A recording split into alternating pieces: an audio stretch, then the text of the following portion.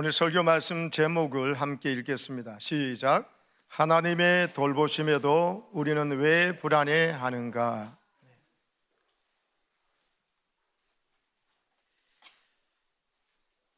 미국의 상담 전문 칼럼니스트인 앤 랜더스라는 사람이 온갖 종류의 문제를 상담을 해봤답니다.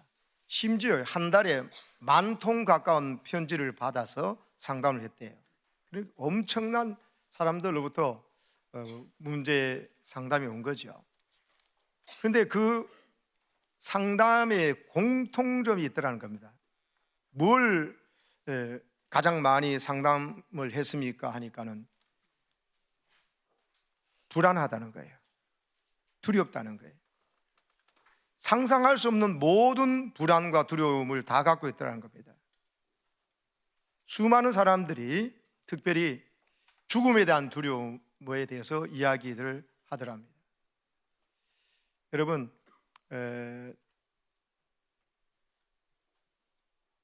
한번 우리가 두려움에 사로잡히면은 이 불안한 마음에서 우리의 모든 사고방식이 엉망진창이 되어버립니다. 하나님은 우리가 이 불안에 휩싸여서 살기를 원치 않습니다. 그래서 여러분, 성경에 가장 많이 나오는 명령이 사랑하라는 명령이 아니고요, 죄 짓지 말라는 것도 아니고 교만하지 말라 이것도 아니에요. 성경에 가장 많이 나오는 명령은 두려워하지 말라예요. 다른 말하면 불안해하지 말라는 것입니다. 어떤 성경학자는 성경을 찾아보니까 총 366번 등장한다, 두려워하지 말라는 말이. 그래서 1년 365일 동안 두려워하지 말고 하루를 더 보태서라도 절대로 불안해하지 말라고 하는 것이 아닌가, 그렇게 말씀하는 분도 있습니다. 여러분, 우리를 불안하게 하는 것이 무엇입니까? 온갖 종류의 불안들이 있습니다. 실제로요, 35개월까지 아이들 영아부에 보통 있고 36개월부터는 유치부로 이렇게 가게 하거든요. 영아부에는 엄마와 아이가 같이 있는 것입니다. 유치부 되는 36개월부터는 이제는 아이만 거기 유아부에 두고 부모는 어린애비에 들어와야 되는 겁니다. 그것이 아이의 심리적인 성장에서도 발달에 독립심도 좋다는 것입니다. 근데 애들 너무 사랑하고 좋아하다 보니까 그게 사랑이 아닌데, 결국 애를 끼고 유치부에서 36개월 이상 된 애들도 부모들 끼고 있으면 걔가 나중에 더 불안해집니다. 성장을 제대로 못하는 거죠. 그건 부모의 올바른 자식 사랑이 아닙니다.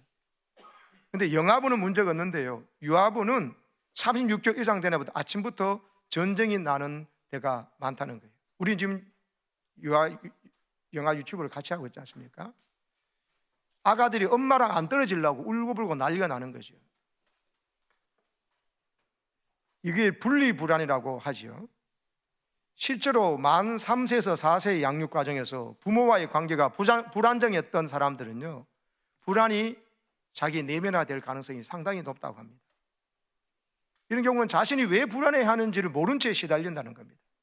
왜 자꾸 사람들이 눈치를 그렇게 보고 또 버려질까 봐 두려워하고 불안해하고 민감해하는지, 필요 이상의 긴장과 불안을 한다는 겁니다. 어린 시절에 부모로부터 분리가 마음에 각인되어 버린 것이라고 합니다. 그래서 이 분리불안이 36개월 무렵에 시작되는 것이 아니고요, 인간이 경험하는 첫 번째 불안은 태어나면서부터 하는 겁니다. 어머니 모태에서 안전하게 있다가 태어나는 순간에 벌써 이제 분리불안을 경험한다는 것이에요. 그래서 여러분, 아이들이 태어나면 한동안 아이를 싸게 둘둘 말아놓는 것 있잖아요. 답답하게 왜 아기를 싸놓을까 하지만은 추워서 그런 게 아니랍니다. 한여름에도 싸놓아야 된다. 엄마 뱃속에 있던 아기가 꼭 웅크리고 있잖아요. 엄마 뱃속을 나오면 모든 것이 낯선데, 온도도 공기도 소리도 모든 것이 생소한데, 아기들이 특별히 또 놀라는 것은 자기 손발이 막 움직인다는 거예요.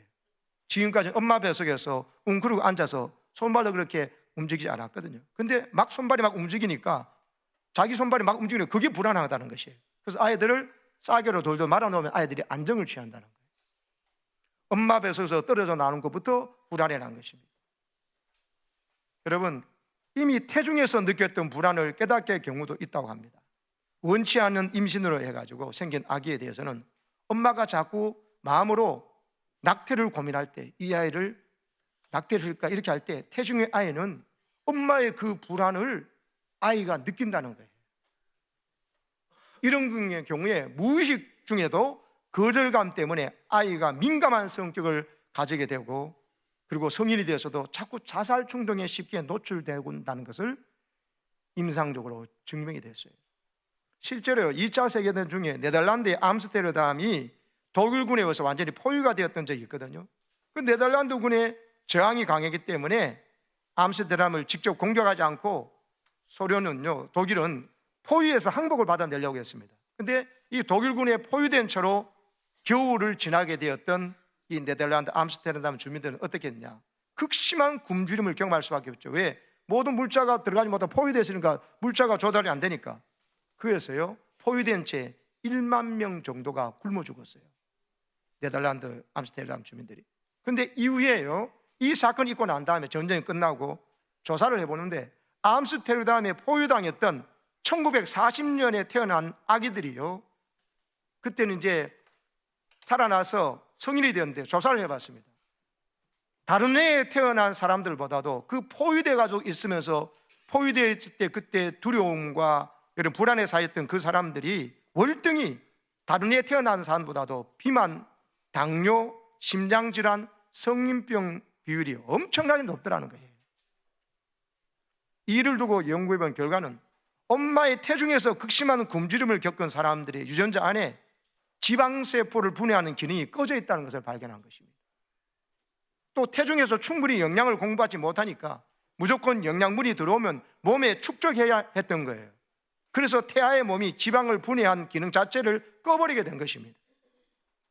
충분히 돌봄을 받지 못한 불안함이 아기의 유전자에 새겨진 것입니다.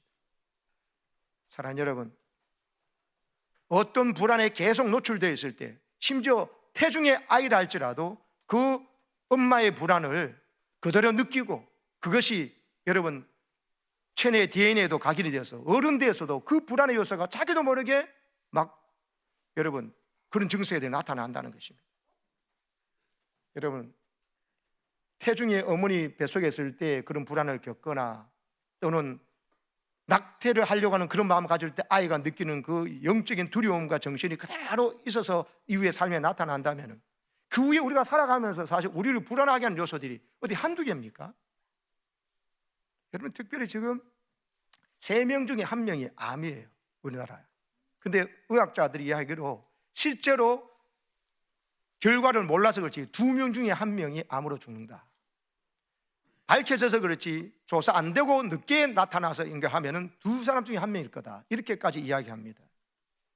그러면서 여러분, 지금 건강에 대한 사람들의 불안과 또 염려가 여러분 건강을 모든 신처럼 섬기듯이 건강이 우상이 될 정도로 지금 그래 됐습니다. 그것은 건강에 대한 또 불치병에 걸림에 대한 불안 때문에 그런 것이죠. 엄청난 보험들이 증가하는 것도 계속 이거 보험하고 저거 보험하고 들어놓고도 계속 다른 거 보장을 늘려가는 것들이 계속 늘어나는 이유도 이 불안을 어떻게 볼까 하는 것에서 출발한 것이죠. 근데 그렇다고 불안이 해결되는 것은 아니라는 것입니다. 의사이면서 방송인인 홍익을 박사가 본인도 폐암에 걸려서 제주에 내려가서 기거하면서 올렸던 페이스북에 그런 글이 있을 때다. 지금 암은 누구도 피해할 수가 없다고 하면서 2명 중에 1명이 일생에 한 번은 암에 걸린다고 봐야 된다. 그러면서 금연, 절주, 운동 아무리 노력해도 암의 3분의 2는 세포 분열 과정 속에서 무작위로 생기기 때문에 누구든지 지금 암에 노출되었다, 이런 이야기 하는 겁니다. 그러면서 존스 홉킨스 대학에서 수리 모델을 이용한 연구 결과를 잠깐 말하는데, 의술에 저명한 의사들도 존스 홉킨스 대학의 의사들도 암에 걸린다는 거예요. 그 의사 중에 한 분은 혈액종양 내과 의사인데 백혈병에 걸렸고, 다른 한 분은 방광암으로 방광을 떼어내서 밤에 2시간마다 한 번 일어나서 소변을 보러 깨어야 되는다는 거예요. 세계 최고의 의사도 그렇다는 겁니다. 그러면서 여러분, 일기암이라도 증식이 빠르고 전이가 이렇게 잘 강해버리면 수술 받아도 죽을 수 있다는 것입니다. 같은 사람의 암이라도 시간이 지나면서 암세포 유전자가 달라진다면서 어제까지 듣던 항암제가 오늘 안 듣는 이유가 거기에 있다는 겁니다. 그래서 지금도 이 순간에도 많은 사람 몸에서 암이 생긴다는 거예요. 수십 존이나 되는 세포들이 한두 달 주기로 생로병사를 과정을 겪기 때문에 그 암 세포도 여러분 바로 그런 과정 속에서 생긴다는 거예요. 근데 우리가 암에 걸리지 않고 사는 이유도 가만히 보면 그 암세포가 증식되거나 전이되는 것을 막아버리는 호르몬을 하나님께서 우리 몸 안에서 자동적으로 배출할 수 있도록 만들어 놔가지고 하나님이 이 안전장치 때문에 오늘도 수많은 암세포가 생김에도 불구하고 우리가 암에 걸리지 않고 건강하게 살고 있다는 거예요. 전적인 하나님의 은혜입니다. 그러면서 이 홍 박사가 이야기하는 것은 암세포가 있다고 암은 걸린 건 아니라는 거예요. 암세포에서도 암세포를 잡아먹어버리고 다른 전이되는 것을 막는 하나님의 우리 몸 안에 일어나는 이런 호르몬 기능들을 위해서 암과 세포가 살아나다도 하루에 200~300개씩 생기더라도 안 걸리도록 해준다는 것이에요. 그러면서 중요한 게 면역력이다. 암세포의 증식을 어느 정도 억제할 수 있는데 면역의 핵심이 뭐냐면 올바른 섭생이라는 것입니다. 잘 먹고 그리고 잘 자고 잘 쉬고 운동 열심히 하고 그리고 몸에 나쁜 걸 하지 않아야 된다는 거예요. 그러면서 이 사람 의사도 마음의 평화가 그렇게 중요하다고 이야기한 거예요. 불안에 떨면은 이 사람은 암에 걸릴 확률이 너무 높다는 거예요. 왜? 계속 스트레스를 받기 때문에. 그래서 과로와 스트레스는 면역력을 떨어뜨리면서 염증이 계속 몸 안에 생기도록 만들어버린다는 거예요. 그러면서 이분이 겁을 주는 게 아니고 희망적인 이야기를 합니다. 서울대 병원장을 지내신 한만청 선생님 이야기를 해요. 직장이 14cm나 직경 14cm가 간암이 생겼어요. 이 서울대 병원장님이. 근데 폐로 전이까지 됐어요. 2차례 암수술을 받았습니다. 그것이 1997년에 일어난 거예요. 근데 지금 26년이 지난 원래 지금 88살인데 88살인데 불구하고 지금까지 건강하게 살고 계신다는 겁니다. 결론은 뭐냐? 암 걸린다고 생각해가지고 막 걱정하고 막 보험 이런 거 생각하지 말고 그냥 하루하루 감사하고 즐겁게 살라는 것이. 그러면서 감행조라고 이야기하는데 따라합시다. 감사하고 행복해하고 조심하자. 그래서 감행조라고 이야기합니다. 그래서 좋아하는 사람과 함께 오늘 식사를 할 수 있고 함께 웃고 지내면 그것이 행복이다 그러면서 오늘 어젯밤에서 다시 건강하게 깨어나서 하루를 산다면 이건 하나님께 받은 특별한 보너스라고. 그래서 여러분 사람들이 너무 건강에 두려워하면서 불안에 떠니까는 이 불안이 사실 우리 안에 있는 하나님 나눠서 면역 체계를 다 무너뜨리는 거예요. 무릎 지키기만 한 것보다 더욱 내 마음을 지켜라. 생명의 근원이 이에서 남이 되라. 생명이 네 마음에서 난다. 내 마음이 근심 염려하면 성경에는요 마음의 근심은 뼈를 썩게 한다 그랬어요. 뼈가 썩으면 뼈에서 피를 만드는데 썩은 뼈에서 피를 만들면 더러운 피, 탁한 피가 흐르니까 가다가 뇌에서 탁 막히니까 뇌졸중이 생기고 혈관이 터져버리는 거예요. 여러분 건강을 위해서 막 운동하고 좋은 음식 막 먹는 것만 생각하면서도 진짜 내 마음을 평안케 하시고 또 내 모든 생명을 쥐고 계신 분이 하나님의 사실을 알고 하나님이 내 생명을 지켜서 지금까지 은혜로 살아왔음을 기억하며 여러분 하나님 주시는 참된 평강을 누리시기를 축복합니다. 하나님과의 관계 속에서 불안하고 불순종해가지고 계속 하나님에게 여러분 관계가 비뚤어진 걸 생각 안 하고 그냥 여러분 사람 찾아다니는 건 그렇게 좋아하고 사람 만나서 수다 떠는 거 좋아하면서 하나님 앞에서는 단 5분 10분도 이야기하지 않은 하나님과 영적 교제가 대화가 단절되어 있다 생각해 보세요. 지금 내 피를 막히지 않게 돌게 하시고 지금 하루에 200~300개의 암세포가 생겨요. 우리 농약 들어가는 음식을 먹고 나쁜 공기와 이 음식에서 여러분 여러 가지 유해 물질 중에서 암세포가 하루에 200~300개가 생긴다니까요. 근데 그거를 암세포를 잡아먹어버리고 전이되지 못하도록 막는 호르몬을 하나님께서 분비하고 계시는데 하나님과의 관계가 그렇게 불편하고 하나님과 소원해가지고 어떻게 내 생명을 보장한단 말입니까? 보험 들어놓으면 됩니까? 보험은 뭐 그렇게 사고 났을 때 그 다음 처리를 어떻게 하자는 이야기지. 내 생명, 내 호흡, 피가 막히지 않고 흘러가는 것도 말입니다. 여러분 결국 여러분 불안도 그리스도인의 잘못된 습관입니다. 오늘 말씀은 승리하는 그리스도인의 습관의 세 번째 시리즈라고 보시면 됩니다. 말씀드렸던 이기는 습관, 전옥표 씨가 지은 책에서 이기는 습관은 남과의 경쟁에서 이긴 것이 아니라 그랬죠. 내 자신의 게으름이나 변명, 또 자기 합리화, 또 자기 자신과의 싸움에서 그 갈등에서 이기는 습관을 들어야 된다 그랬잖아요. 똑같아요. 내 안에 끊임없이 차오르는 이 불안을 어떻게 극복할 것인가. 이 전옥표 씨가 폐암 말기의 기업가를 한번 만나게 됩니다. 그 기업가가 몇 개월 뒤에 죽는다는 사실에 괴로워하는데 이 이기는 습관, 이 책을 지은 전옥표 씨가 제안을 합니다. 암세포를 데리고 살겠다는 마음으로 긍정적으로 사십시오. 그리고 내가 제일 좋아하고 암이 제일 싫어하는 것을 선택하며 살겠다고 스스로에게 최면을 거십시오. 마지막으로 하루를 살다도 기분 좋게 살고 행복하게 살겠다고 생각하십시오. 아, 이거 걸린데 말하는데 어떡하나 이렇게 하지 말고, 그러면서 그냥 놔두면 습관이 안 되잖아요. 그래서 일주일에 2번씩 전옥표 대표를 만나겠대요. 만나서 이런 주제로 대화를 나눴어요. 방금 말씀드린 거. 그리고는 3가지를 실천했습니다. 말한 대로 암세포를 데리고 살겠다, 내가 제일 좋아하고 암이 제일 싫어하는 것을 선택하며 살겠다 하고, 하루를 살도 기분 좋게 행복하게 감사하며 살자고 3가지를 매일 실천했는데 3개월 뒤에요, 폐에 가득했던 암세포가 사라져 버렸어요. 여러분, 암세포만이 아니에요.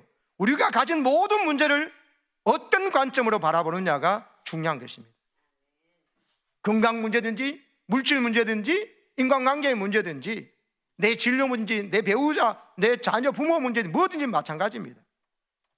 여러분, 하나님께서 우리를 지금 돌보고 계심에도 불구하고 하나님이 돌보고 계셔서 내가 여기까지 살아왔다는 생각은 새까맣게 잊어버리고, 내가 이 정도 건강 관리했으니까, 내가 이렇게 관리했으니까, 여러분 자기가 관리해야죠. 하나님이 도우시는데 함부로 그러면 안 되죠. 그러나 내가 관리한다고 되어지는 문제가 그 범위를 넘어선다니까요. 우리의 특별히 불치병에 걸리는 문제라든지 어떤 사고가 생기는 거, 여러분 교통사고는 내가 안전운전만 하면 다 됩니까? 상대편에서 음주운전해서 중앙선을 침범하며 넘어오면 아무리 제가 운전을 잘한다 해도 안 됩니다.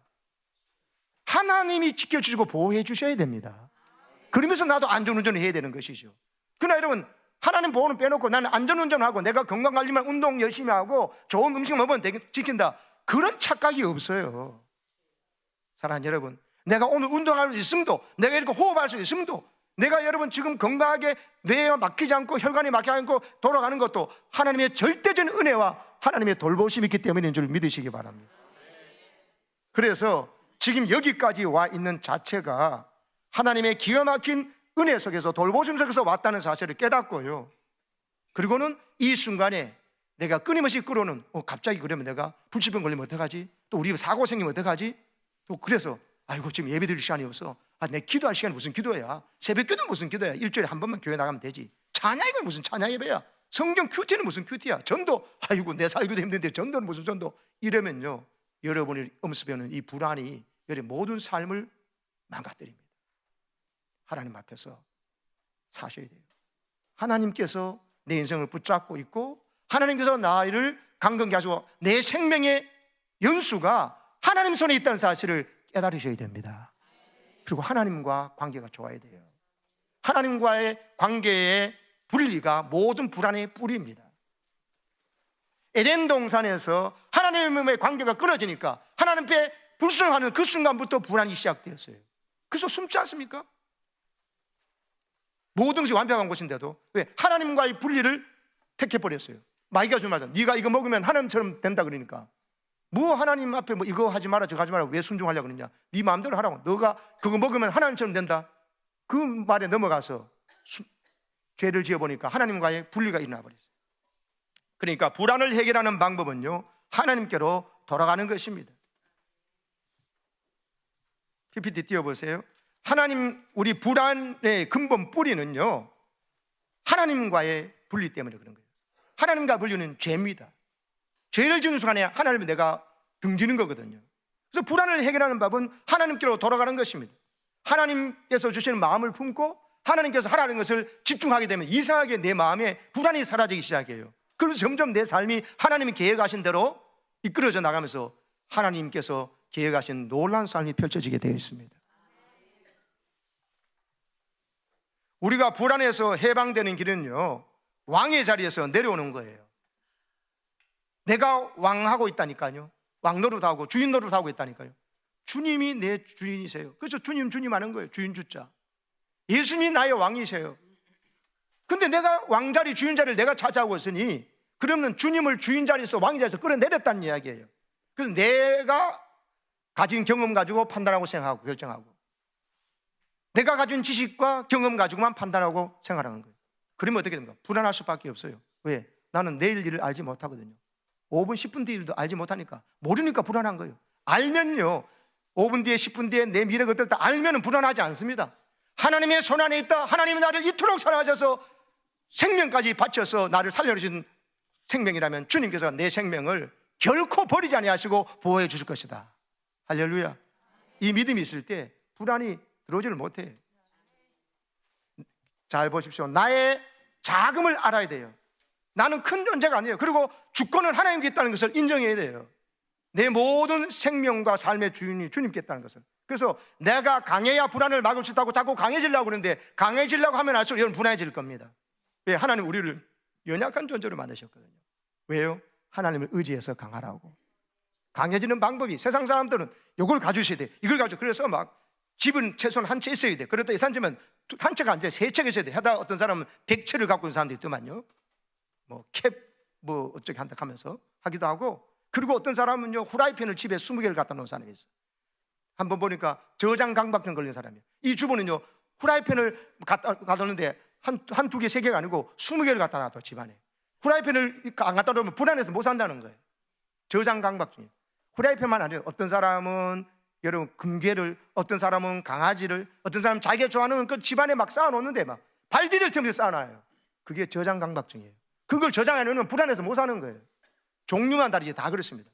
내가 불안 안 하려면 내가 생각하는 정도의 물질과 뭔가 요거 있어야 하고, 내가 아는 사람의 그 인간과의 빽을 알고 있어야 된다. 이런 생각 속에서 하나님을 찾아가지는 않는데, 사람을 찾아가는 일은 하나님 찾아가는 것보다 10배, 20배 정성을 들이는 사람이 있습니다.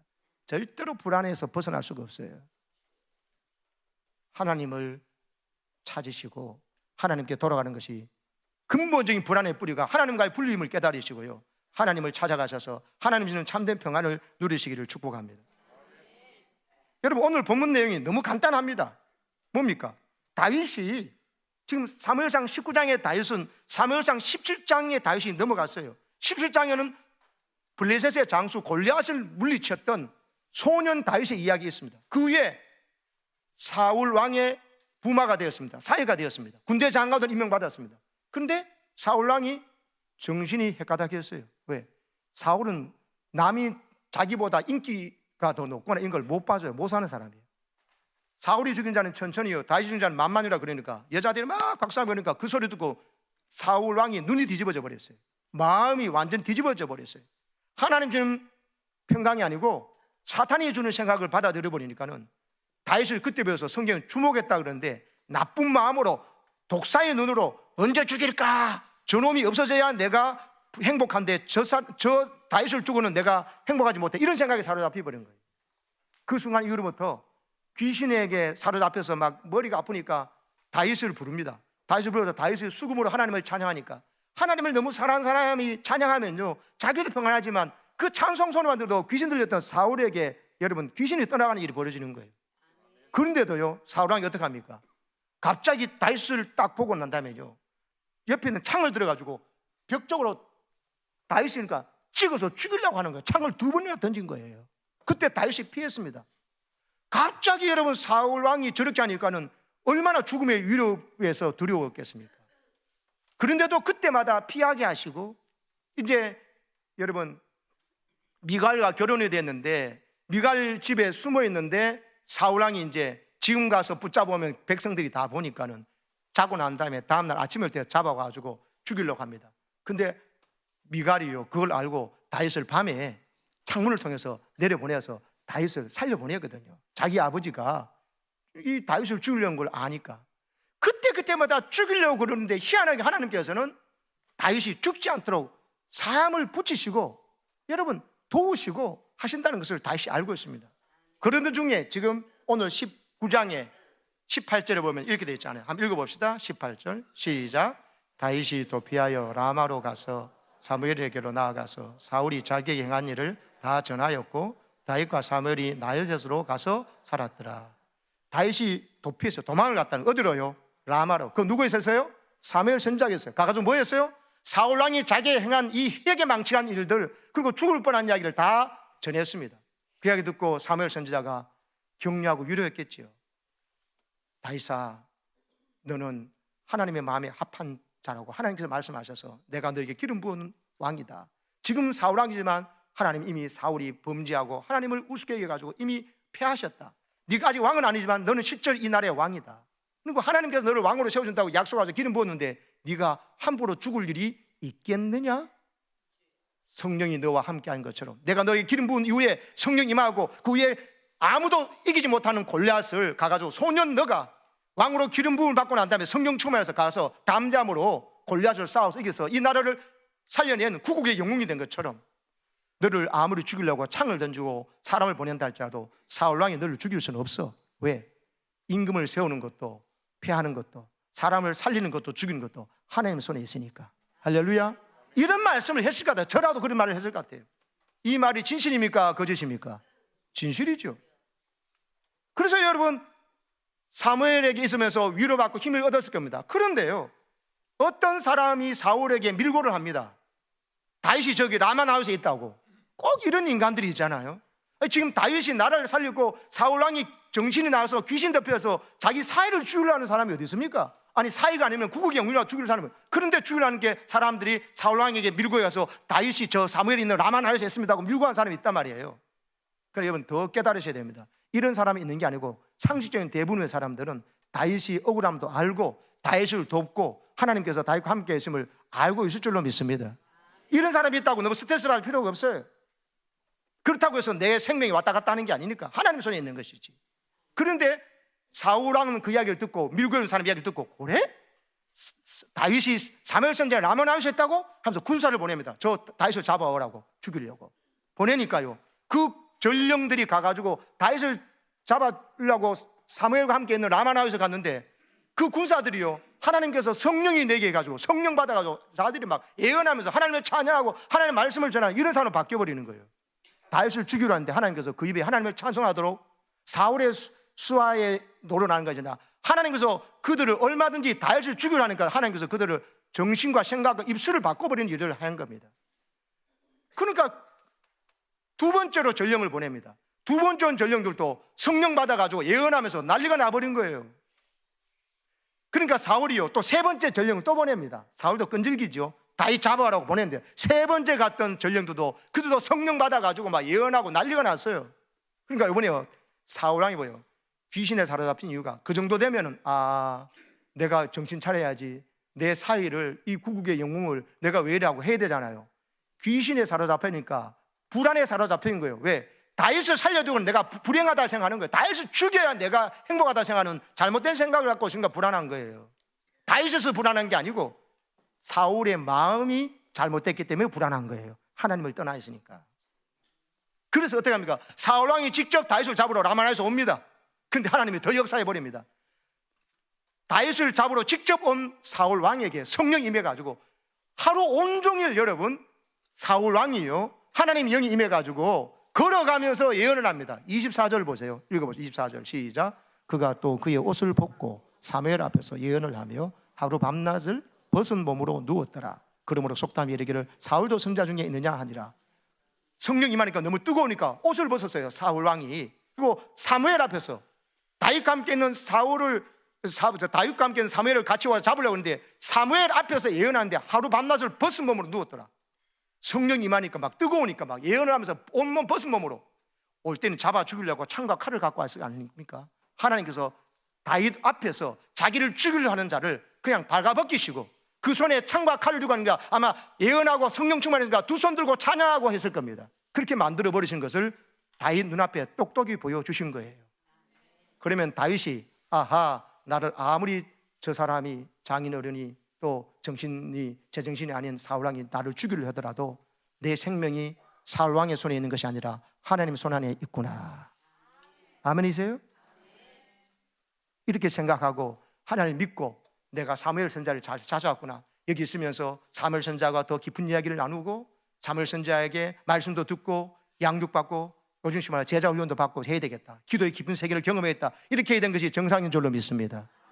하나님의 돌보심이 눈앞에 체험되었잖아요. 더 이상 어떻게 체험하나요?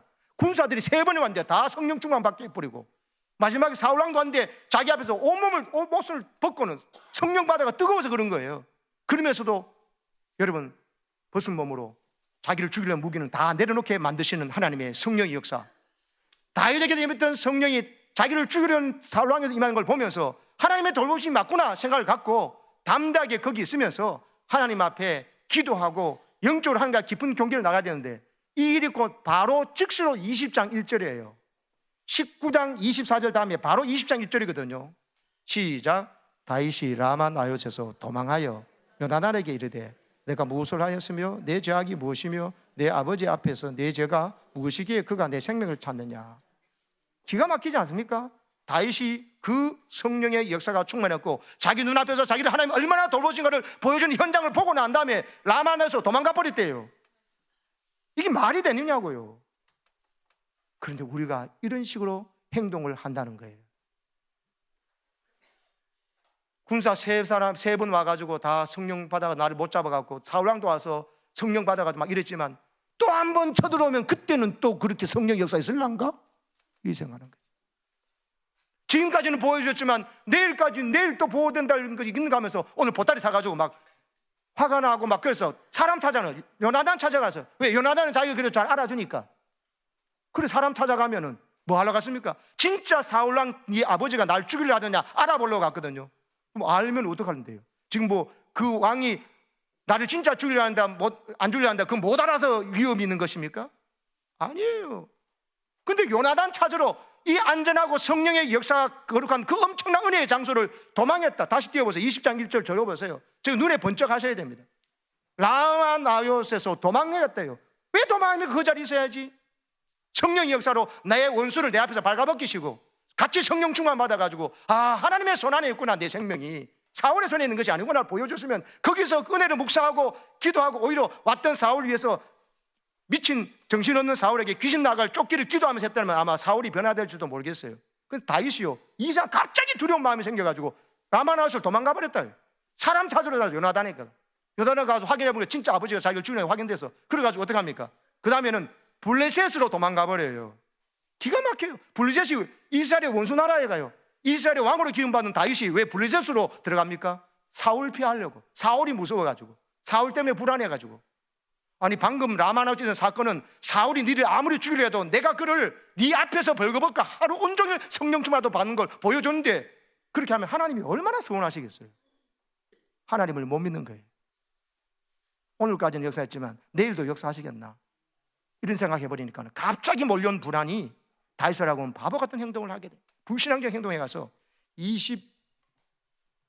21장 10절에 보면요 그날에 다윗이 사울을 두려워하여 일어나 도망하여 어디로 갔다고요? 가드 왕이 블레셋의 5대 도시 중에 하나죠. 가드 왕 아기스 왕으로 들어가 버립니다. 사울을 피해서 갔는데 그때는 지금으로부터 3000년 전이잖아요.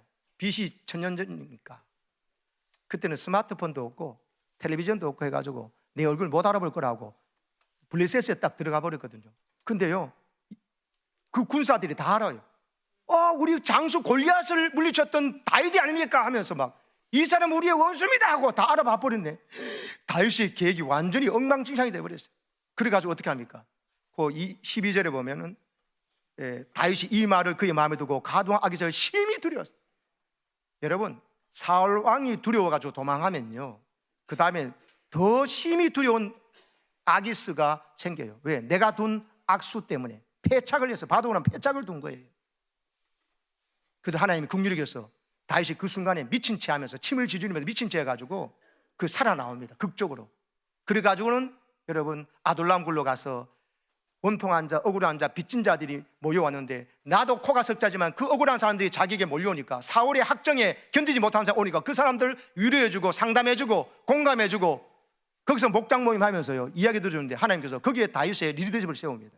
점점 하나님께서 다윗과 함께함을 모든 거기 왔던 400명이 다 느끼고 알도록 만들어줍니다. 할렐루야. 여러분, 눈앞에 있는 사람을 두려워하고 암을 두려워하고 질병을 두려워하고 사건 사고를 두려워해서 하나님을 떠나면, 하나님의 약속의 말씀을 떠나고 하나님 은혜와 성령이 임한 곳을 점점 등한시하고 거리가 멀어지면 내게 찾아오는 불안은요, 사울왕이 두려운 자리 그보다 더한 아기스 원수가 나를 지금 죽이려는 일이 내 스스로 패착해서 일어날 수 있어요. 하나님께서 성령의 역사를 보여주시고 말씀과 은혜가 있는 곳에서 여러분 머무시기를 축복합니다. 여러분, 오늘 설교 제목은 바로 이 책에서 따왔는데요, 바로 하나님의 돌보심에도 우리는 왜 불안해하는가. 이 19세기 장르 규형이라 불리는 고전 영성 작가 한나 스미스가 쓴 책인데 여러분에게 이 책을 추천해 드립니다. 너무 책이 여러분의 불안에 있는 분들 한번 읽어보시면 너무 좋습니다. 오해가 불안을 낳는 거예요. 뭐에 대한 오해? 하나님에 대한 오해. 하나님을 바로 알지 못하기 때문에 오늘도 사람들이 믿는 사람들조차도 매사에 불안해한다. 또 하나님을 알려고도 하지 않는다는 거예요. 그냥 지금 환경이 좋으냐 안 좋으냐 이것만 본다는 거예요.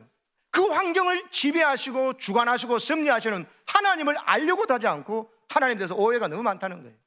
여러분, 사울왕이 나에게 죽이려 한다 할지라도 하나님께서요, 그 상황 속에서 하나님을 전적으로 의지하고 어떻게 해야 원수가 날뛰더라도 원수보다 더 큰 하나님이 나를 보호하셔서 결국은 하나님 나를 통해서 하나님의 뜻을 이루신 것을 체험하라고 이 환경에 몰아넣으시는데, 그 하나님을 보지 않으면 그냥 겁나서 도망가고 또 있다 여기 도망가고, 지금 보여주는 저 지도가요, 다윗이 왕이 되기 전에 사울왕을 피해서 도망갔던 뜻을 말하면 보세요. 뺑글뺑글 돌잖아요. 원수 나라에 갔다가 원수 나라에 나왔다가 또 이방 땅에 모압 땅에 갔다가 거기 가니까 가슴장에서 여기 있지 말라, 이스라엘 왕으로 기린 분 네가 여기 외가댁이지만 여기 왜 있냐, 들어가라 하면서 그 헤레 수풀에 들어오고, 그러면서 계속 돌아다니다 23장에 가서 드디어 다윗이요, 놀란 디폴트 값이 달라집니다. 어렵고 힘든데 그일라 주민들이 블레셋 사람들에게 침략당하니까 자기도 코가 석자인데 그 사람들을 도와줘야 되지 않느냐. 네가 왕으로 기름부하고, 사울왕이 있지만 저 형식적인 왕이고 실제는 하나님께 이미 끝난 거다. 그럼 네가 왕이니까 저 사람을 도와야 되지 않냐 마음에 드니까 하나님께 기도해요. 하나님, 제가 그일라 주민들을 블레셋의 고통에서 건져낼까요? 합니다. 내가 너와 함께가 올라가라 그럽니다. 그 말하니까 400명의 자기와 함께 있는 군사들이 같이 가야 되잖아요. 자기 혼자 싸우러 가는 게 아니잖아요. 그 사람들이 다윗 당신 지금 정신 나갔냐고, 이렇게 싸워버리면 우리가 여기 있다고 사울왕에게 다 들통날 텐데 그럼 우리 다 죽으라고 그러는 거냐고. 그럼 하나님께서 다시 한번 묻습니다. 다시 다윗이 하나님께 또 기도합니다. 하나님, 사람들이 이렇게 말하는데 제가 그일라 주민들 구하러 갈까요? 하니까 구체적으로, 더 구체적으로 응답하십니다. 그래 가라, 그 원수들은 네 손에 붙일 거다 하면서 말하니까 이제 다른 사람들도 다윗과 함께 가가지고 승리를 거둡니다. 다윗이 달라진 점, 하나님께 묻기 시작했다는 거예요. 전에는 그냥 도망가 버려. 근데 도망 안 가고 하나님께 묻고, 그러니까 승리가 있고, 또 그렇게 배은 망각의 그일라 주민들이요, 다윗을 배신해가지고 사울에게 자기를 구원해준 다윗을요 여기에 있다고 밀고를 해요. 그렇다고 해서 다윗이 죽는 게 아니라니까요. 그래가지고 하나님 원하는 장소에 있다가 다윗 사울왕이 와서 뺑 둘러가지고 완전 포위당했습니다. 그럼 죽었잖아요. 완전 동안에 던지잖아요. 괜히 그일라 주민들 살려줬네. 아니에요. 하나님께서 하라는데 하면은 길이 열리고 바다가 열릴 줄로 믿습니다. 어떻게 됐어요? 뺑 둘러서가지고 이제 됐다, 요거 더간에 던지다, 하나님께서 다윗을 내 손에 붙이셨다, 이런 황당한 이야기를 사울왕이 하는데요, 하나님께서 블레셋 군대가 전쟁 쳐들어와가지고 전령 왔습니다. 사울왕이요, 빨리 갑시다. 지금 다윗을 잡아 죽일 때가 아닙니다. 지금 블레셋 군대가 전면전을 펼쳐왔습니다. 빨리 가서 막아야 된다. 안 그러면 이 나라 무너집니다. 그래가지고 포위됐는데도 그걸 다 풀고 결국은 블레셋과 싸우러 가도록 하나님께서 만드셨습니다. 하나님의 돌보심이 있는 줄로 믿으시기 바랍니다. 그래서 여러분, 이 성경에서 말하지만 시편 99편 10절을 보세요. 시편 9편 10절, 이게 이 책의 아예 주제 찬송당. 시작. 여호와여, 주의 이름을 아는 자는 주를 의지하오려니 이는 주를 찾는 자들을 버리지 아니하십니다. 주님의 이름을 다윗은 알아요. 그래서 주님을 의지하는 거예요. 주의 이름의 능력을 아니까 그 이름으로 기도하고 그 이름을 주를 찾으면 절대로 버리지 않는다. 세 번역 보세요. 시작. 주님을 찾는 사람을 주님께서는 결단코 버리지 아니시므로 주님의 이름을 아는 사람들이 주님만 의지합니다. 여러분, 우리의 불안을 없애주는 방법, 주님만 의지하는 것입니다. 주님 의지하시면 주님께서 길을 내십니다. 내가 상상하지 못한 길을 내시는 것입니다. 할렐루야. 이런 일을 경험하시기를 축복합니다. 그래서 여러분, 시편 3편을 보십시오. 드디어 다윗이 이런 고백을 합니다. 이제 왕이 되고 난 다음에 있다가 자기가 바세바 범한 죄를 짓잖아요. 그것 때문에 압살롬이라는 자기 아들이 반역을 깨하잖아요. 그 신발도 신지 못하고 급하게 예루살렘을 떠나느라고 도망가면서 지은 시가 시편 3편이거든요. 시편 3편 5절 6절 읽겠습니다. 시작. 내가 누워 자고 깨었으니 여호와께서 나를 붙드심이로다. 6절. 천만인이 나를 에워싸 진친다 해도 나는 두려워하지 아니하리이다. 할렐루야. 드디어 이 고백이 나온 것이에요. 여러분에게 오늘 사무엘상 19장에 있다가 20장 1절에 그 은혜로운 곳을 도망해보는 라마롯을 하나님께 물어보자고 도망가는 다윗이 아니라 시편 3편 5절 6절에 나오는 천만인이 둘러서서 나를 진쳐서 죽이려 하다도 나는 평안에 눕고 자고 깨겠다. 왜? 나를 안전히 가게 하시는 여호와시라고 고백하는 여러분 되시기를 바랍니다. 모든 불안에서 자유하시기를 바랍니다. 내가 어떤 질병이나 어떤 사건에도 괜찮다. 그렇더라도 내가 위축될 거 없다. 한 번 살고 가는 인생, 하나님 앞에 매일 하나님께서 기뻐하는 뜻을 행하고 하나님 원하신 대로 살아가다가 죽는 것이 내 꿈이다, 손이다. 이 담대함 속에서 여러분은 그 어떤 질병이나 사고가 문제가 없는 것입니다. 여러분, 이 담대함으로 승리하시기를 축복합니다. 요한복음 16장 32절 33절 읽어봅시다. 시작. 보라, 너희가 다 각각 제 곳으로 흩어지고 나를 혼자 둘 때고 나니 벌써 왔도다. 그러나 내가 혼자 있는 것이 아니라 아버지께서 나와 함께 계시느니라. 이것을 너희에게 이루는 것은 너희로 내 안에서 평안을 누리게 하려 함이라. 세상에서는 너희가 환난을 당하나 담대하라. 내가 세상을 이겼노라. 세상을 이긴 내가 너 안에 들어가 있고 내 영이 네 안에 있다. 그러므로 두려워하지 말라. 불안에 떨지 말라는 것입니다. 그럼 예수님 비결을 말하면 내가 혼자 있는 게 아니다. 아버지가 나와 함께 한다. 비결이 뭐냐? 요한복음 8장 29절 시작. 나를 보내신 이가 나와 함께 하시도다. 나를 항상 그가 기뻐하신 일을 행함으로 나를 혼자 두지 아니하시다. 예수는 왜 하나님 앞에 혼자 두지 않으셨냐? 예수님 항상 아빠 하나님이 기뻐하는 일을 행하려 하는 거예요. 여러분, 오늘도 불안에서 벗어나려면요, 하나님이 기뻐하시는 일을 자꾸 행하려 하시기 바랍니다. 하나님이 기뻐하시는 예배의 자리에, 하나님께서 말씀을 듣고 묵상하는 자리에, 암송하고 통독하는 자리에 있으십시오. 기도하러 나오십시오. 또 가정에서 기도하는 자리를 지키십시오.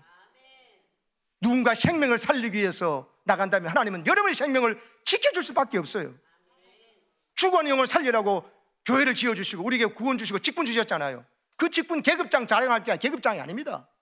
한 영혼이라도 더 책임지려고 장로님들은 세례교인 30명 만드는 능력을 가지라는 거예요. 안수사 공사는 최소한 20명을, 그리고 살아가는 동안에 문영혼을 살린 일에 집중하고, 그러기 위해서 먼저 목장을 모여서 서로 거룩한 기도정을 나누고 서로 불안에 떠는 사람은 이렇게 여러분 하나님 임재를 보여주며 고백할 때 서로에게 위로와 힘이 될 줄로 믿습니다. 하나님이 위로하시는 방법을 거절하고는 절대로 위로받을 수가 없어요. 하나님의 위로를 받아들이는 용기가 있어야 돼요. 이 책에서 위로를 받아들이는 용기라는 표현이 있어요. 하나님 위로 받으면 되지. 아니요, 용기가 필요해요. 왜? 내가 생각하는 위로 방법을 하려고 하나님 위로 방법을 싫거든요. 하나님 위로 방법이 뭘까요? 시편 말씀 띄워놓은 거 지어보죠. 시편 119편 50절을 보십시오. 시작. 이 말씀은 나의 고난 중에 위로라. 주의 말씀이 나를 살리셨기 때문이더라. 뭐가 위로가 되었다고요?